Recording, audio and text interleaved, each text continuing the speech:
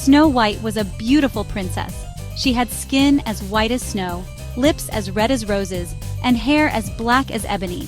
But Snow White's stepmother, the queen, was jealous of her beauty. The queen had a magic mirror. "Mirror, mirror on the wall, who is the fairest of them all?" she asked. The mirror always replied, "You are the fairest, my queen." One day, the mirror said, "Snow White is the fairest of them all." The queen was furious. She ordered her huntsman to take Snow White into the forest and kill her. The huntsman felt sorry for Snow White. He couldn't bring himself to hurt her. "Run away, dear princess," he whispered, and let her go.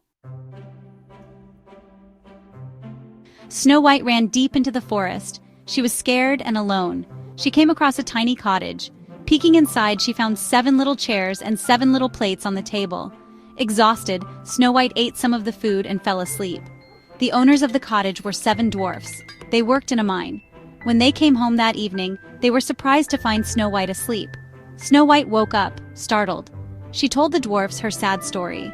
The dwarfs felt sorry for Snow White and asked her to stay with them. Snow White promised to cook and clean for them. The wicked queen asked her, "Mirror, mirror, mirror on the wall, who is the fairest of them all?"